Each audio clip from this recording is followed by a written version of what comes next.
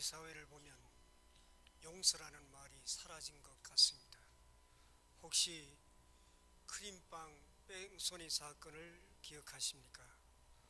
2015년 1월 청주에서 있었던 일입니다.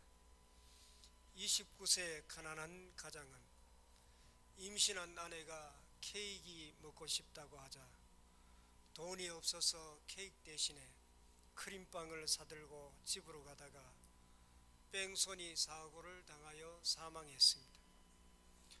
그 후에 도망쳤던 범인이 자수하였다는 소식을 듣고 경찰서로 찾아간 아버지는 잘 선택했다.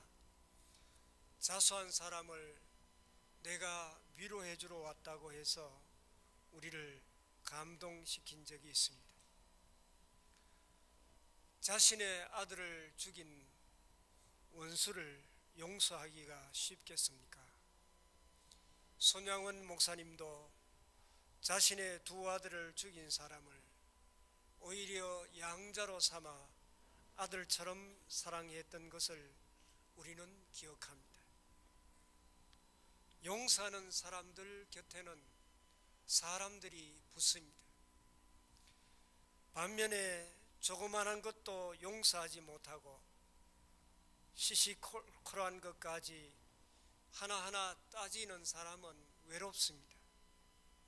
사람이 기계가 아닌 이상 조금의 실수도 범하지 않고 살아가기는 어렵습니다. 누구나 실수는 있는 법입니다. 그리고 특별히 우둔한 사람을 제외하고는 자신의 실수를 자신이 너무나 잘 압니다. 그런데 우리 주위에 보면 때때로 상대방의 실수를 용납하지 못하고 꼬투리를 잡는 것을 취미로 삼고 있는 사람들이 있습니다. 실수 때문에 면목이 없어하고 고통당하는 사람에게 또 한 번 못질하는 잔인한 사람이 되지 마시기를 바랍니다. 누가복음 15장에 보면 탕자의 비유가 기록되어 있습니다. 집 나간 둘째 아들이 허랑방탕하여 아버지의 재산을 다 탕진하고 거지가 되어 돌아왔을 때 아버지는 어떤 반응을 보였습니까? 큰 소리로 야단을 쳤습니까? 아니면 거지꼴이 되어 돌아온 그 아들에게 몽둥이로 아들을 때렸습니까? 그렇게 하지 않았습니다. 만약 아버지가 집 나갔던 아들이 돌아오자 폭력으로 그를 대하였다면 탕자는 다시 집을 뛰쳐나가고 말았을 것입니다. 아버지는 집 나갔다가 자신의 잘못을 뉘우치고 회개하고 돌아온 아들을 조건 없이 용납하고 용서하고 받아주었습니다. 여기에서 주님이 탕자의 비유를 말씀하신 이유가 무엇입니까? 하나님께서는 우리를 용서하시는 하나님이시라는 것입니다. 탕자를 용서한 아버지처럼 주님께서는 죄인이 회개하고 돌아왔을 때 과거를 묻지 아니하시고 무조건 용서해 주신다는 것입니다. 주님은 죄 지은 자를 용서하시는 용서의 주님이십니다. 오늘 본문 15절 말씀 보면 그들이 조반 먹은 후에 이렇게 시작하고 있습니다. 이것은 매우 의미 있는 말씀입니다. 사진을 하나 보도록 하겠습니다. 저 사진은 갈릴리 해변에 있는 베드로 기념교회 내부입니다. 그런데 갈릴리 해변에 베드로 기념교회 안에 강단 앞에 큰 바위가 자연적인 바위가 그대로 존재하고 있습니다. 그 바위 앞에 팻말이 하나 있는데 멘사 크리스티, 예수님의 식탁이라는 그런 뜻입니다. 예수님께서 오늘 본문에 1절에 그들이 조반 먹은 후에 사랑하는 제자들에게 떡과 고기를 차려놓고 제자들에게 먹인 바로 그 바위를 성전 안에 저렇게 보존하고 있는 것입니다. 주님께서는 제자들에게 새로운 비전을 주시기 전에 먼저 그들의 피로를 채워 주셨습니다. 지금 베드로와 다른 제자들이 어떤 상태에 있습니까? 그들은 갈릴리 바다에서 고기를 잡기 위해서 밤새도록 수고했습니다. 그물을 던지고 다시 그물을 끌어올리고 하기를 반복하는 것은 굉장히 큰 힘이 드는 중노동 중에 중노동입니다.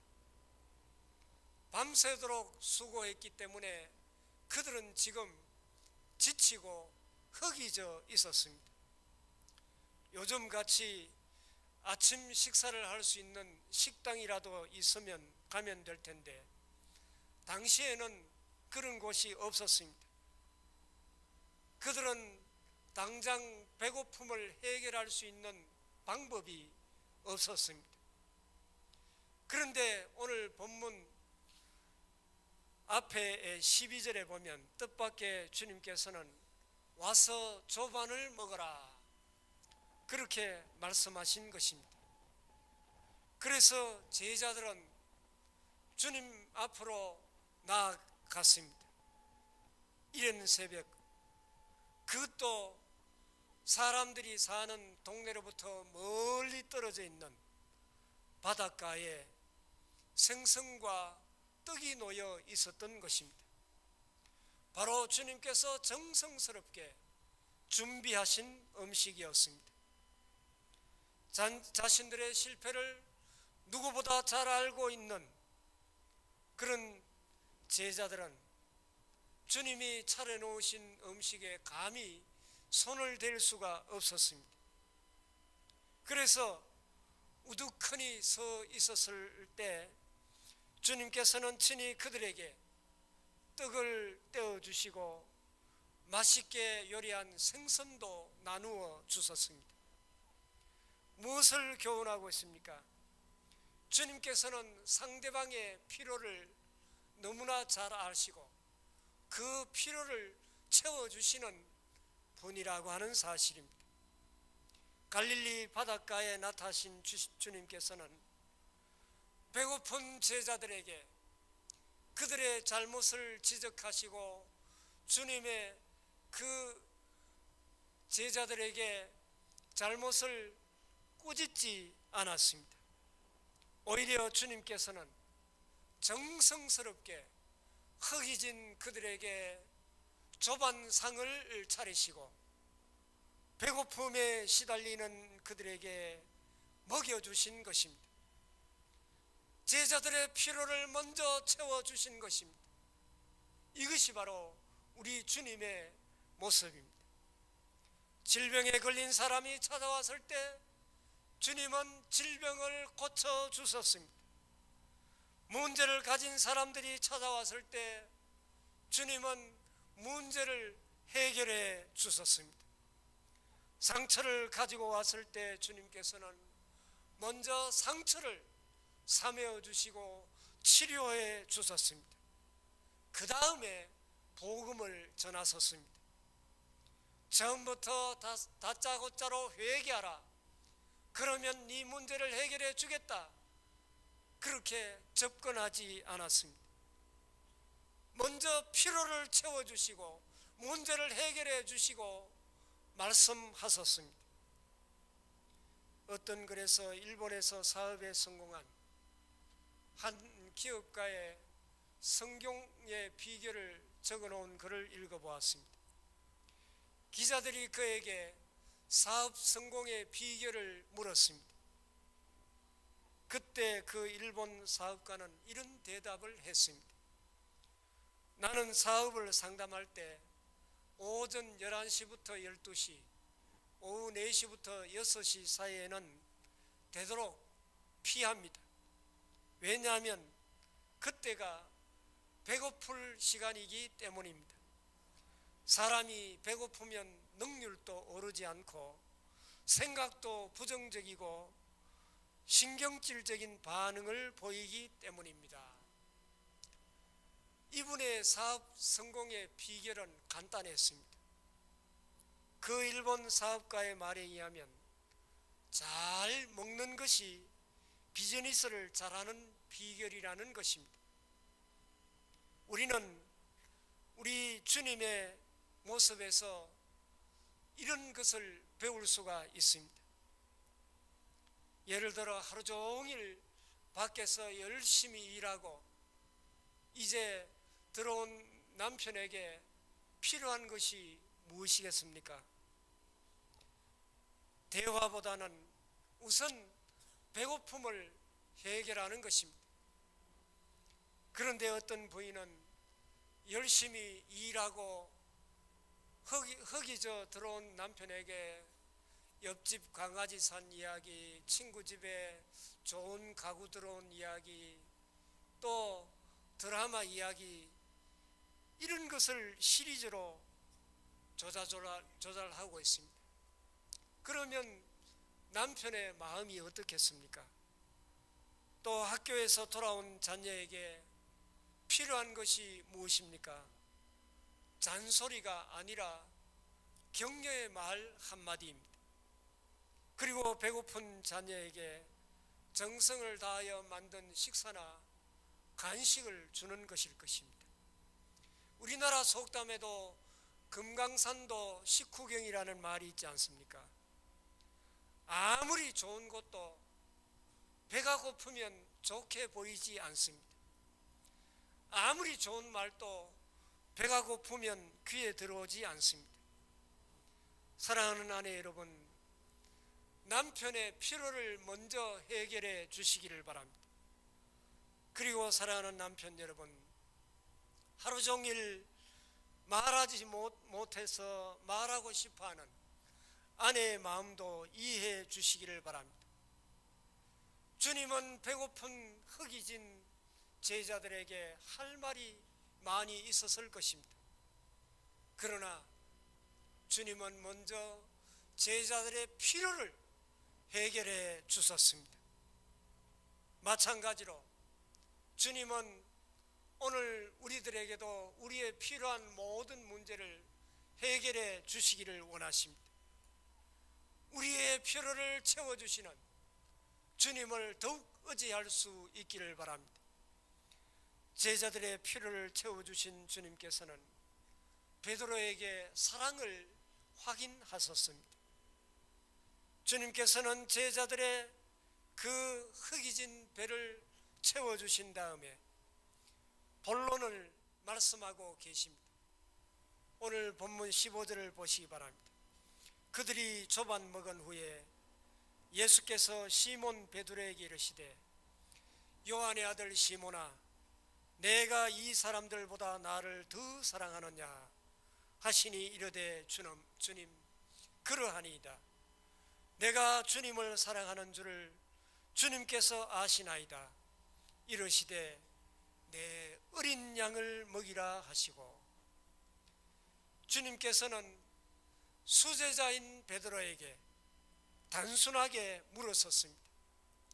내가 이 사람들보다 나를 더 사랑하느냐? 그렇게 물었었습니다. 주님은 베드로에게 네가 왜 나를 부인하고 도망쳤느냐? 그렇게 묻지 않았습니다. 네가 나를 사랑하느냐? 그 사랑만을 확인하셨습니다. 왜냐하면 실패한 이유를 따지거나 훈계한다고 베드로가 변화되고 또 사명감에 불타는 헌신의 사람이 되는 것이 아니기 때문임을 아셨기 때문입니다. 몽둥이로 때린다고 베드로가 사람이 되는 것이 아님을 주님은 너무나 잘 아셨기 때문입니다. 예수님은 힘이 아닌 사랑의 방법을 사용하셨습니다. 주님은 사랑의 능력을 아셨습니다. 그렇습니다. 사랑에는 능력이 있습니다. 사랑은 사람을 변화시키는 힘이 있습니다. 사랑하면 피곤한 것도 잊어버립니다. 사랑하면 인내하게 되고, 사랑하면 소망이 생기고, 사랑하면 온유해지고, 사랑하면 기쁨이 넘쳐나게 되는 것입니다. 여러분, 사랑보다 더 큰 능력은 없습니다. 사랑하면 사랑하는 사람이 가고 싶어하는 곳에 나도 가고 싶어집니다. 사랑하면 사랑하는 사람이 귀하게 여기는 것을 나도 귀하게 여기게 됩니다. 사랑하면 사랑하는 사람이 좋아하는 것을 나도 좋아하게 됩니다. 그래서 부부는 닮는다고 하지 않습니까? 이것이 진정한 사랑입니다. 우리가 주님을 사랑하면 어떤 일이 일어나게 됩니까? 주님이 귀하게 여기는 것을 나도 귀하게 여기게 됩니다. 주님이 원하시는 것을 나도 기쁨으로 실행하게 되는 것입니다. 이런 차원에서 보면 하나님의 교회에서 1등 1군이 되는 비결이 무엇이겠습니까?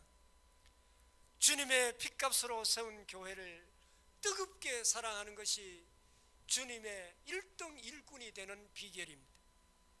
그러므로 능력을 구하는 것도 중요하지만은 주님을 뜨겁게 사랑할 수 있는 그런 사랑의 마음을 주옵소서. 그렇게 기도하는 것이 중요합니다. 이제 주님을 향한 사랑을 확인하신 예수님께서는 베드로에게 새로운 비전과 사명을 허락하여 주셨습니다. 주님께서는 다시 재기한 베드로에게 앞으로 나아가야 할 방향을 제시하여 주신 것입니다. 주님께서 네가 이 사람들보다 나를 더 사랑하느냐?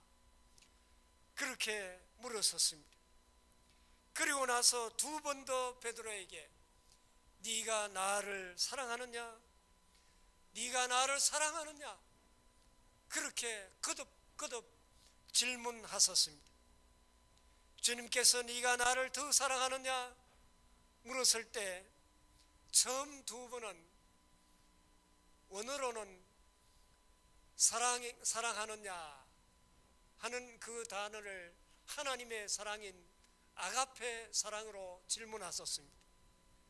그런데 마지막 세 번째는 친구 간의 사랑인 필레오 사랑으로 질문을 하셨습니다. 이 아가페 사랑과 필레오 사랑의 근거에 그 차이점을 두고 해석을 하기도 합니다마는, 그러나 여기서는 그렇게 구분 지을 필요가 없을 것 같습니다. 왜냐하면 요한복음 전체를 보면 사랑하는 단어를 표현할 때 아가페와 필레오를 섞어 사용하고 있기 때문에 굳이 구분 짓지 않고 네가 나를 사랑하느냐, 네가 진정 나를 사랑하느냐, 그렇게 이해하면 될 것 같습니다.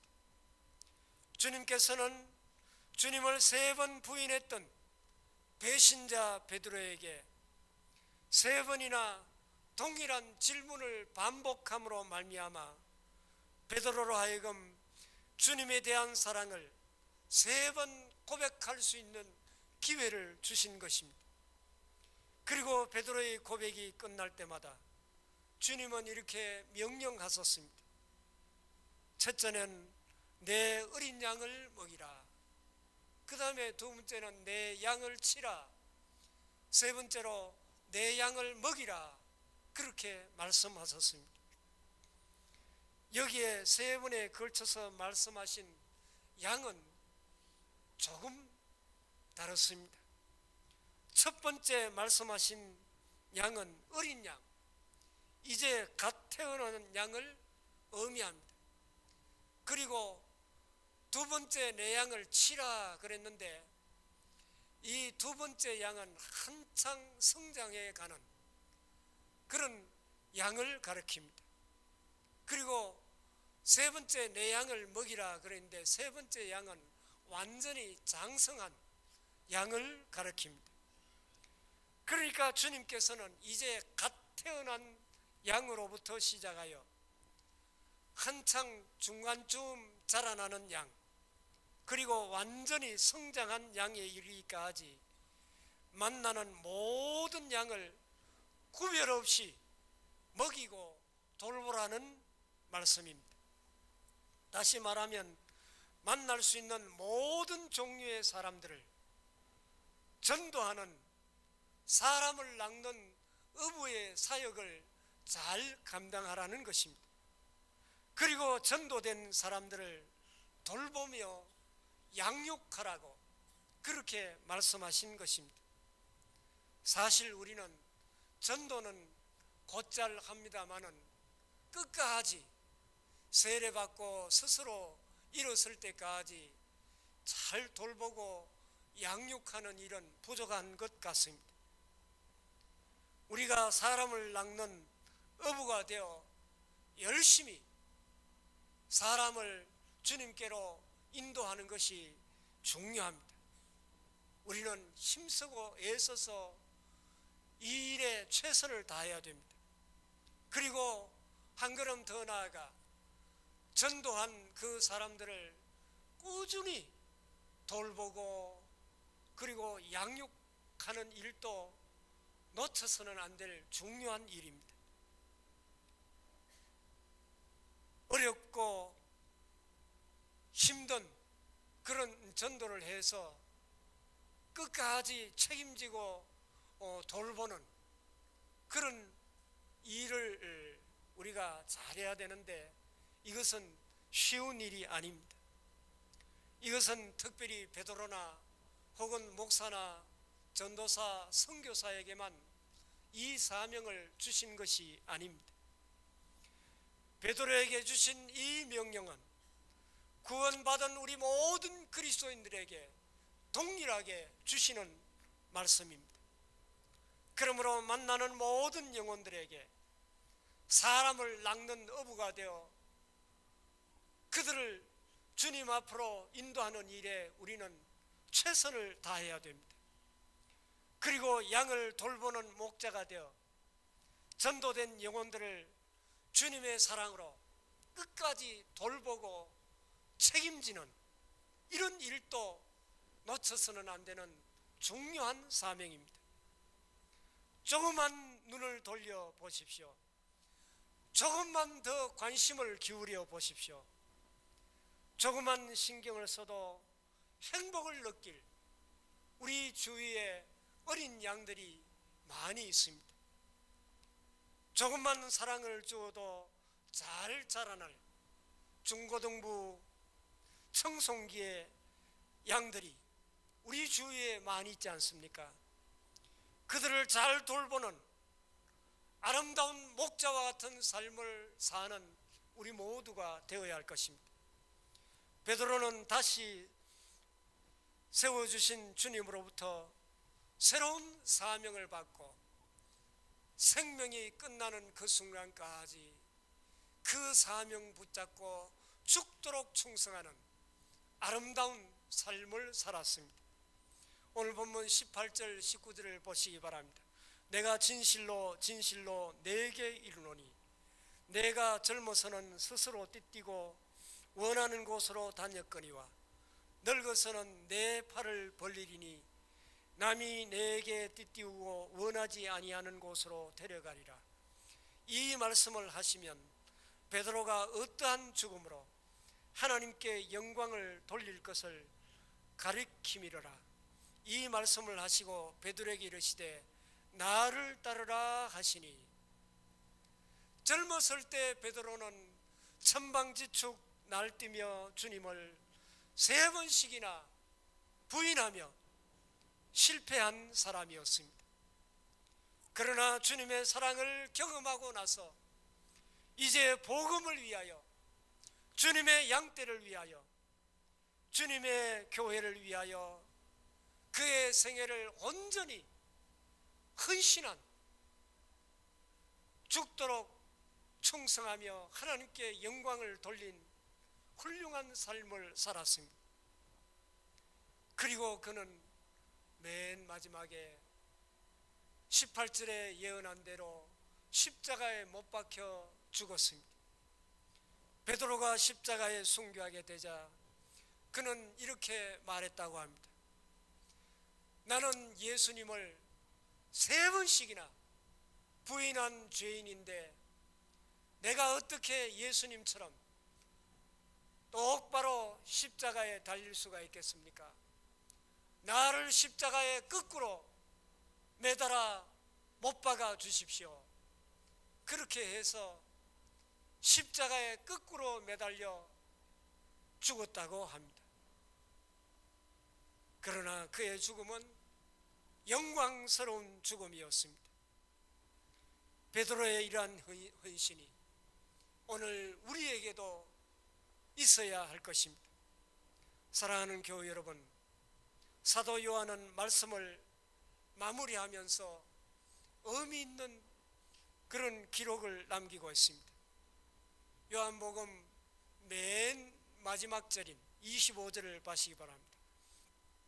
예수님께서 행하신 일이 이외에도 많으니 만일 낱낱이 기록된다면 이 세상이라도 이 기록된 책을 두기에 부족할 줄 아노라. 그렇습니다. 주님께서 행하신 일을 우리가 다 기록할 수는 없습니다.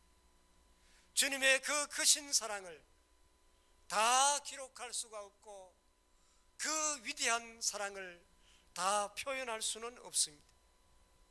주님은 우리가 늘 넘어지고 늘 실수함에도 불구하고 결코 우리를 버리지 아니하시고 우리를 여전히 사랑하시고 우리의 필요를 그 어느 누구보다 잘 아시고 우리의 필요를 채워주시는 주님이십니다.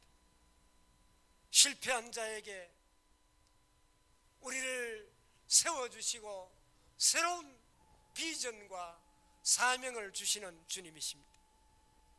그러므로 실패한 베드로에게 찾아오셔서 사랑으로 용서해 주시고 품어주시고 새롭게 일으켜 주시고 그리고 모든 필요를 채워주시고 새로운 사명을 주시는 주님을 이 시간 바라보시기를 바랍니다. 그리고 우리의 필요를 채워주시고 우리를 용납해 주시고 또 우리에게 새로운 사명을 주시는 주님을 신뢰하시고 주님을 바라보시기를 바랍니다. 우리 주님은 너무나도 좋으신 주님이십니다. 이 주님 앞에 베드로처럼 죽도록 헌신하며 주님께서 우리를 통하여 이루실 귀하신 뜻을 온전히 이루어드림으로 말미암아 우리를 통하여 하나님 나라가 더욱 확장되는 크신 은혜가 있기를 바랍니다. 자비로우신 하나님, 크신 사랑과 은혜를 진심으로 감사합니다.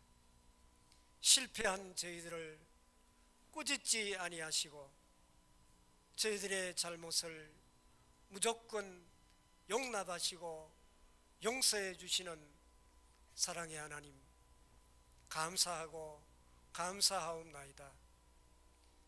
실패한 베드로에게 모든 필요를 채워주시고 새로운 사명을 주신 사랑의 하나님, 저희들에게도 새로운 사명 주심에 감사드립니다. 주님의 그 크신 은혜와 사랑을 깊이 깨닫고 이제 남은 생에 주님께 죽도록 충성하며 헌신하며 오직 복음만을 위하여 살아가는 저희들이 다 되게 하여 주옵소서. 예수님 이름으로 간절히 기도하옵나이다. 아멘.